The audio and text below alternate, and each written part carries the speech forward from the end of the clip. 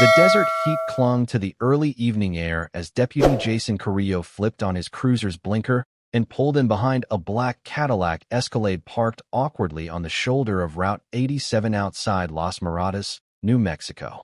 The rear taillight was cracked, dangling slightly. Minor infraction, nothing more. He figured it'd be a quick stop. Maybe a warning, maybe a fix-it ticket. Then he'd be back to his lukewarm coffee and silent highway patrol. He rubbed his temples, his shift half over and already heavy. Approaching the vehicle, he slowed his steps as the tinted window on the driver's side rolled halfway down. Inside sat a black woman, late 30s, neat box braids to her jaw, sharp navy blazer, face unreadable. No music, no motion. License and registration, ma'am? Jason asked. Without a word, she passed him a leather wallet. Inside was an ID unlike any he'd seen. The card bore a federal seal, one he didn't recognize, and a photograph of the woman. It wasn't FBI, not CIA, something else. The badge number matched nothing in his system of memory or training. What agency is this? He asked, suspicious. I'm not at liberty to disclose that, she replied calmly. Jason didn't like it. Her tone was too steady, too confident. Something about her screamed off-book. Still, he called in for backup. Just procedure, he told himself. Within minutes, 2 fresh officers arrived. Rookie types. One of them moved to cuff her as Jason asked her to step out of the vehicle. You're making a mistake, the woman said, standing without resistance. They cuffed her. She didn't fight, didn't raise her voice. She only adjusted her posture slightly, revealing a thin earpiece in her right ear.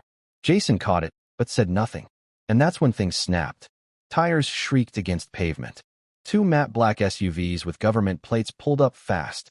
No sirens. No hesitation. 4 men in tailored suits exited and moved like sharks. No chatter, just purpose. One approached. Federal Protective Service. She's ours.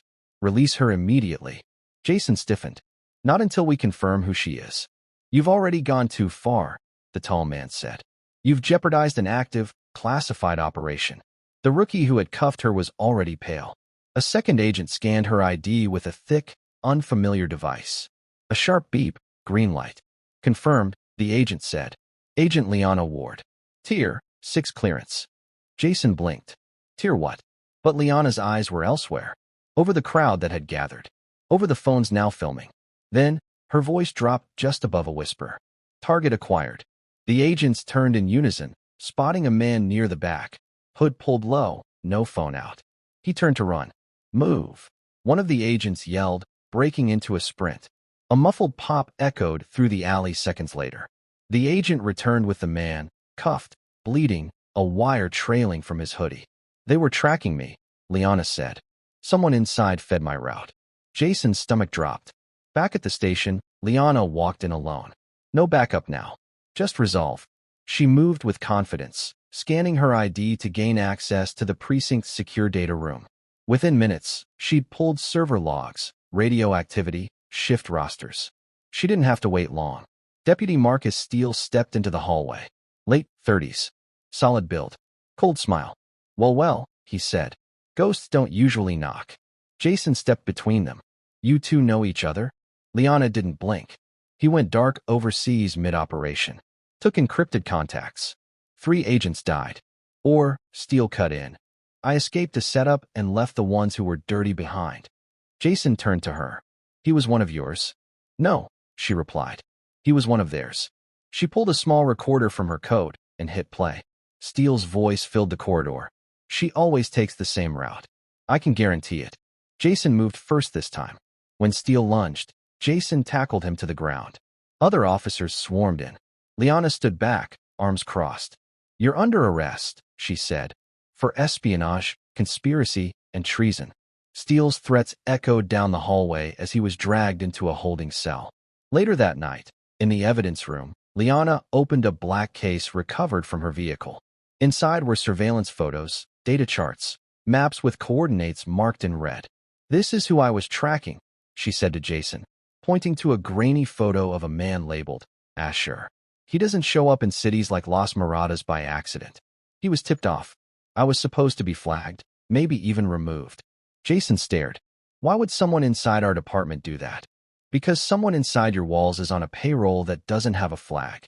She paused, then added, "You nearly pulled me out of cover in front of a camera. If those SUVs hadn't arrived." "I know," Jason said. "You'd be gone. And I'd be holding the matchstick that burned this whole place down." The next morning, Jason stood beside her as they pored over traffic cam footage. A second figure appeared, handing an envelope to Asher outside a middle school. Liana paused the screen. "Recognize him?" Jason leaned in. "That's Arthur Vexley. Works in municipal planning. Access to traffic feeds, building blueprints, routes, everything." As she stared at the image, her voice lowered. "The leak was just the first cut. What's coming will bleed through everything." And then she tapped her smartwatch again. The screen glowed. A new message blinked into view. "Location breached. Second contact inbound." Liana Ward closed the laptop. The game wasn't over. It had just changed boards.